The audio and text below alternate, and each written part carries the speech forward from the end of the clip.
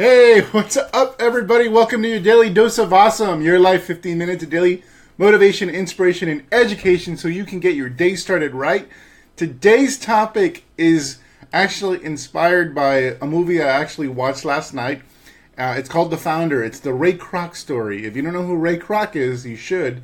Ray Kroc is the gentleman that founded McDonald's, or you think he founded McDonald's, as you will hear. So today's topic is essentially what Ray Kroc, the new movie about Ray Kroc, can teach us about success, failure, and innovation, or lack thereof, in the network marketing space. There's a lot of parallels between our industry and the franchising model that was innovated by Ray Kroc, and I want to share that with you guys today.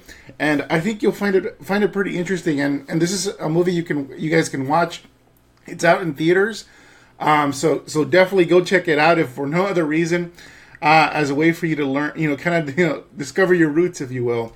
Because again, like I said, there's a lot of parallels between the Ray Kroc story and what we're doing here in network marketing. And so let me just make sure that I'm live here. To learn, discover your roots, awesome. if you will. What's up, everybody? Hey, Lisa. Hey, Christina. Horan, Lisa, Robert. What is up? I'm trying to find my holder here for my phone so I can see your comments. Here we go.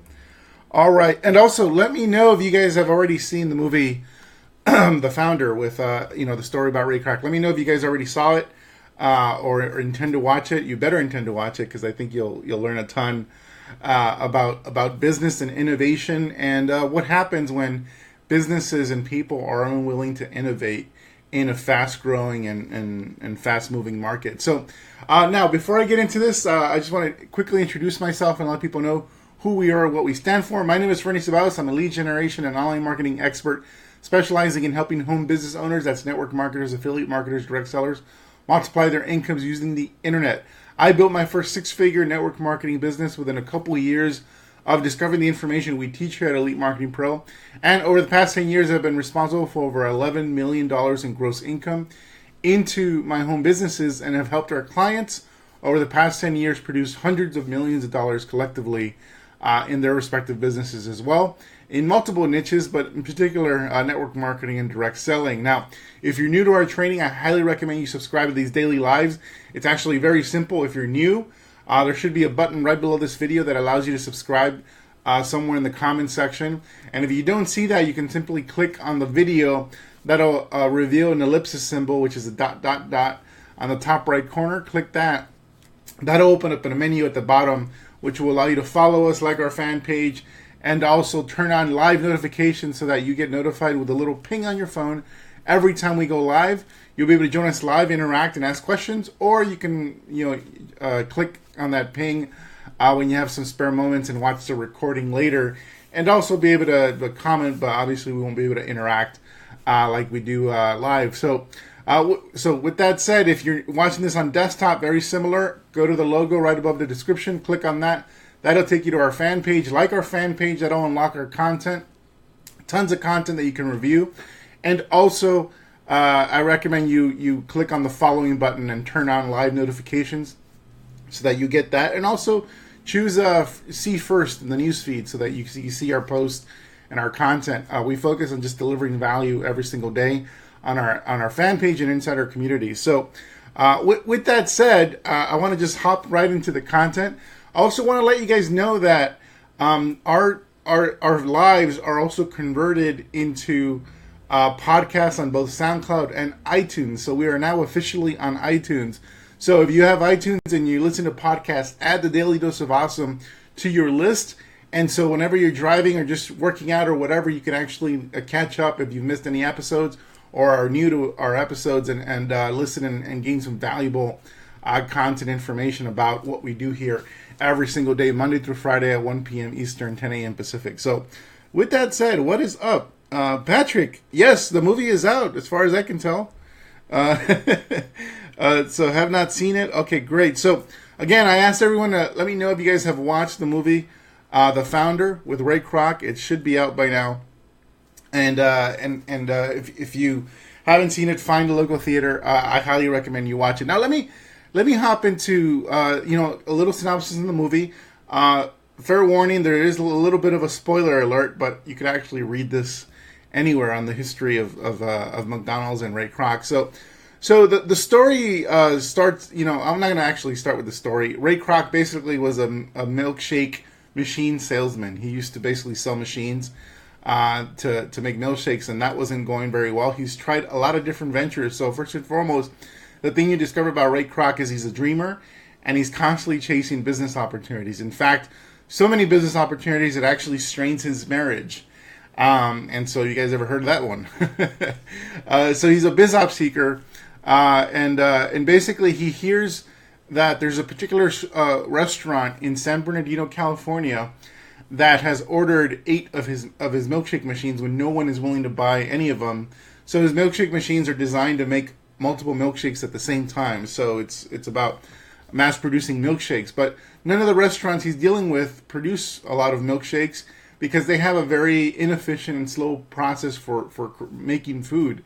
So the drive-in model that you see in the movie, basically they are messing up the food all the time. There's no system for running these restaurants. You have to wait for your food a long time. And on top of that, the drive-ins tend to attract a crowd that was very unpleasant. It attracted the riffraff. And so Ray Kroc goes to San Bernardino basically wondering, what is this restaurant that's ordering 8 of these milkshakes machines that no one's buying? And that's where he meets the McDonald's brothers. And the McDonald's brothers created this restaurant, this burger joint, that ran more efficiently than any other business or restaurant during that day. And so people think that I used to think that Ray Kroc created the McDonald's system for running restaurants, basically what happens inside the restaurants and how efficient it runs. And that's not correct. Actually, the McDonald's brothers created the efficiency that goes into what we call the franchise model today. And so the McDonald's brothers are who systematized the running of the restaurant, so that basically the guarantee was that you would get your order in 30 seconds or less. So that was where fast food was born. And Ray Kroc visited this restaurant and basically saw the potential for such an establishment. And the McDonald's brothers had tried to actually open up new restaurant locations. And I believe they were chains. I'm not sure if they were franchises. But those restaurants failed miserably because the people that were running those restaurants on their behalf, just for whatever reason, the quality control wasn't there. They couldn't rely on those folks to keep up the quality control, and those restaurants eventually didn't do well. And so the McDonald's brothers basically gave up on wanting to franchise and create a chain. And so they just focused on making their restaurant the best restaurant possible as the first McDonald's ever. Ray Kroc had a bigger vision, and he saw that even though they had tried the franchising model, that they could do more with it. And so he convinced them to allow him. He convinced the McDonald's brothers to allow Ray to actually franchise McDonald's in the Midwest. And so after a little bit of negotiation and arm twisting, Ray Kroc attained the rights to basically start franchising new McDonald's. And Ray Kroc, I believe, got like 1% of the revenues from every restaurant. And then the Kroc brothers, I think, got 4% or 5%, something like that. And then, of course, the people running the restaurants were the ones that, were the short-term winners because they got to run the new restaurant.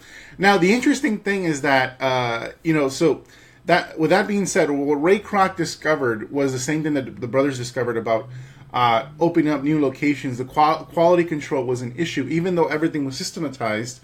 Quality control was an issue, and what he realized is that business owners, people that were already business owners, were not good prospects for franchisees.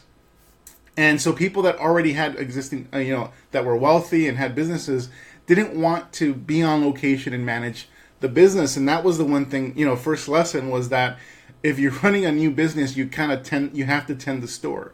And so that's why, still to this day, McDonald's requires you to work at your restaurant for at least 2 years until you can prove that that you can make it profitable and run it well, and eventually bring in management to take it over. But aside from that, the first 2 years you got to be on location at that restaurant, making sure it's humming along like a well-oiled machine. And so that was the history. Ray Kroc discovered that people who already had a bunch of businesses were not good prospects, what he discovered is that regular people that had a lot of motivation were the best prospects for starting these franchises. So he literally started doing hotel meetings. So Ray Kroc would meet people on the street. He would prospect people at networking events out on the street. He'd have organized hotel meetings. He would speak at different locations and basically do an opportunity presentation to bring people in to starting their own McDonald's. And so that was it's interesting, serendipity here in watching this is that Ray Kroc was doing these hotel meetings and meeting with people at restaurants, at coffee shops, whatever. And so very, very similar to what a lot of networkers did today. And so that's how he got things going. And so as he started building out these franchises and he started seeing that regular people were the best prospects because they would actually hustle because their livelihood depended on it, and they tended to the store and followed exactly what Ray told them to do, so they didn't try to do things on their own, so they didn't try to do anything other than what Ray Kroc would tell them to do, and so it was working really well. Now, Ray, as he's evolving, discovered that one, he's not making very much money, and he's actually falling behind on his own bills because he's only making 1 point whatever percent per restaurant, and two, that he finds other more efficient ways of running the restaurant, and he wants to basically do certain things to cut costs to save the owners of the businesses money. The McDonald's brothers are very resistant to any changes that Ray wants to make. In fact, in the contract, every change has to be run by the McDonald's brothers.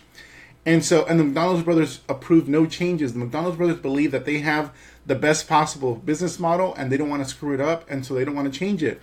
Ray had a different perspective. Ray was trying to basically expand. So while the McDonald's brothers are focused on their restaurant and that one restaurant and nothing else, Ray is trying to create a model that's going to help support growth. And he needs to be able to cut costs for his business owners. And also he needs to increase his personal revenue because he's pretty much going broke. And so what happens, if you guys, let me know if you guys are still following me, because this is the kicker, is that what it turns out is that Ray basically needed to innovate and he wasn't allowed to innovate. The people that basically owned the model and own the name, we're not allowing him to innovate. And that pretty much, from my perspective, and when you guys watch this movie, let me know if you guys can still hear me and everything's okay. Some of you guys are saying that there's a little bit of a spottiness, but maybe that's just you guys. So what Ray, from my perspective, what I was noticing is that basically they were forcing Ray's hand. Ray needed to do what was in the best interest of his business and the best interest of his franchisees. And the movie kind of paints him towards the end as a villain, because what happens is that because he needs to basically run everything by the McDonald's brothers, he's not allowed to expand and grow and do what he thinks is the best for business. And so what Ray develops with the help of a financier, he needs more money. So first and foremost, he needs to find a way to make more money, even though he's basically being handcuffed by the McDonald's brothers. So what he realizes is that he's not in the burger business, he's not in the restaurant business, that he actually should be in the real estate business. So prior to him discovering this idea, he was basically leaving it up to the franchisee to find a location and pay the rent, and then pay for the franchise fee, and then start the restaurant. What Ray eventually discovered is that he needed to be the one that rented the land to the people. So he ended up buying plots of land at locations where he thought would make great locations for a restaurant for McDonald's, and he basically ended up leasing the land in addition to basically getting a cut of the restaurant through McDonald's. So he became the real estate person. He was the owner of all the real estate pieces of real estate that housed McDonald's franchises, and that's how he got extremely wealthy. He got so wealthy that basically at a certain point he was able to buy out the McDonald's brothers because he just couldn't grow the franchise, and in it basically he ends up screwing the McDonald's brothers. There was no, basically Ray, as far as he could tell, probably had no choice but to basically say, I need to buy you out. So he actually ended up by force taking the name of the McDonald's brothers. The McDonald's brothers got paid. They got paid almost $3 million for what they essentially had created. Although they were not involved in any of the franchising, that was all Ray's doing. They got $3 million, and that was pretty much it. There was also this their story as to whether it's true or not that Ray promised them 1% of all profits, which would equal today about $100 million a year, which the McDonald's brothers did not get because it wasn't actually in writing, and the McDonald's brothers weren't actually able to get that. So very interesting story, and here's the point of why I tell it and why it's kind of long-winded here. So, Ray, it seemed, was all in as far as partnering with the McDonald's brothers and was humming along and doing great. But when he started noticing that the business needed to change a little bit in order to adapt for certain situations, his hands were handcuffed and he wasn't able to innovate. And that's what I see happening a lot in the network marketing industry. I see people being handcuffed. I see basically an unwillingness to evolve and innovate, so that where the McDonald's brothers saw what they saw. Their perspective is, this is how our restaurant runs. This is how we've done it for years. It works great. There's no reason to change it. Ray, on the other hand, was looking at opportunities in terms of new technology, new innovations in the restaurant business. He's now in the real estate business, and is looking out for what's in the best interest of his franchisees. And so at some point, what happens when you're the person that refuses to innovate in a partnership, that partnership is going to break up in one way, shape, or form. If you are the upline of an organization and you are not keeping up, if you're only focused on what you're doing, you're only and you're not really tending to the herd, not just tending to the herd, but you're not looking at what is new out there and could potentially help your business. What's inevitably going to happen is that leaders in your organization and even regular members in your organization are going to start looking for things of ways to make their business run more efficiently. And that's essentially what Ray did. And that's kind of like what I was seeing in the movie. Even though the movie makes Ray Kroc out to be the bad guy, and essentially he ends up screwing the McDonald's brothers, and you can argue whether they got screwed because they got paid $3 million for something they didn't create, really. The what I saw was basically a businessman who had a grand vision, who's basically was handcuffed and wasn't allowed to innovate. So he had to basically, figure out loopholes, figure out ways to get around those handcuffs until he was able to basically break free from the McDonald's brothers. And guess what? He was right. Whether he screwed the McDonald's brothers or not, and ultimately what he created ended up revolutionizing the business world, not just the franchising, not just the restaurant business, but the world. Now we have franchises everywhere, literally thousands of franchises all over the world, following the model that Ray Kroc had created. So imagine if he had basically allowed himself to be handcuffed by the rule, what he was held to by contract by the McDonald's brothers. We wouldn't have the franchise model we have today. And so you gotta, yeah, and it is totally an old school versus new school type of scenario. That, it's one thing running one restaurant and making sure that restaurant runs really well, but what if you can give opportunity to others and help other people start their own restaurants, start their own businesses without the risk of a normal restaurant? Sound familiar? Without the risk of starting a normal restaurant, and while all the systems and processes are already in place. That is essentially the model of network marketing. The difference is that, it doesn't require the capital to get started. There's no real estate in network marketing. So there's you're not handcuffed in any way in that sense, but how some network marketers are handcuffed is they're handcuffed in their ability to innovate.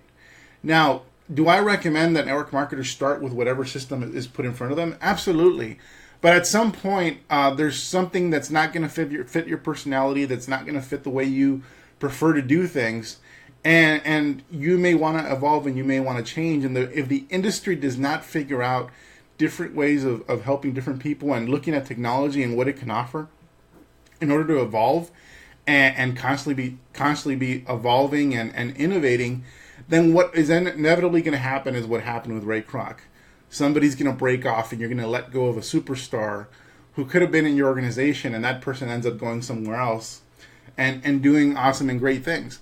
I broke off from my upline, 10 years ago. The first company I was with, I was no longer with, and I was tried so desperately to stay a part of that company because I wanted to be loyal. I wanted to pay back the people that had mentored me during those first years. But the problem is that I was handcuffed. I couldn't do the things I wanted to do. I couldn't apply the techniques I wanted to do. So what ended up happening? I evolved. Ended up going to another company that allowed me to spread my wings. And here I am 10 years later, $11 million later. So that's the lesson, and that's the lesson for me. That's what I saw in the Ray Kroc story. I saw essentially something that network marketers do every day when they're handcuffed, when they're put down, when they're not allowed to spread their wings, is that they end up ultimately leaving and trying something different. And so hopefully that imparts a lesson to some of you leaders and those of you who are watching this, that it doesn't mean you don't create a system that's predictable. You want to create that system. You want to keep it simple. But as a leader, you also got to stay on top of what's new and coming, so that instead of those new things becoming a distraction, those new things become an asset for your business, because you can always tell your downline reps when they're looking elsewhere. You can always tell them, "Oh yeah, we do that. We got that. You're going to be taught this at this stage. Don't worry, you'll get there." If you go there if you try to deploy these tactics too soon, they won't work. And here's why. But we got that ready for you inside of our training model. And if you are able to tell them that you actually have a plan for them that incorporates the internet, that incorporates social media, that incorporates advertising, et cetera, you're not likely going to lose people because you've remained on the cutting edge. So that's my lesson for today. If you want to learn more about what it takes to stay on the cutting edge of building a direct sales and network marketing business, go to elitemarketingpro.com or click on the link in the description of whoever referred you, and check out our training. You could actually opt into a 10-day online recruiting bootcamp that shows you how to set up a system for generating leads for your network marketing business. And also, you can actually download a social media guide that's going to show you how do you actually use social media to prospect and recruit the same way you would do offline. You learn to do it online in a very effective and efficient way that doesn't require you to leave the house.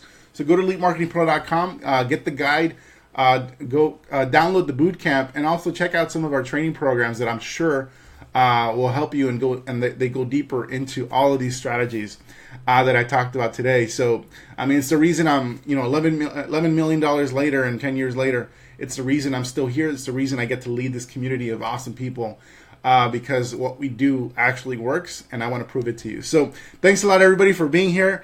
What's up, Robert? Love. Haran, thanks so much for that, man. Really appreciate it. Yeah, you got to see the movie. Hey, Heather, how's it going? Thanks for I really appreciate those thoughts. I wasn't sure how this was going to go since I was kind of just recapping the movie, but I'm glad my recap of the movie, I was able to, kind of give some of those lessons to you. Watch the movie. At the end of the movie, they do make him look like a bad guy. Like, Ray Kroc is a dick. Like, that's the way he was made out to seem. But I kind of read between the lines and saw that I don't know if Ray Kroc had any other choice but to do what he did, if the McDonald's brothers weren't budging. So that was my perspective. He had to do what worked, and it wasn't about being right or wrong. Interesting. Take care, everybody. Have an awesome day.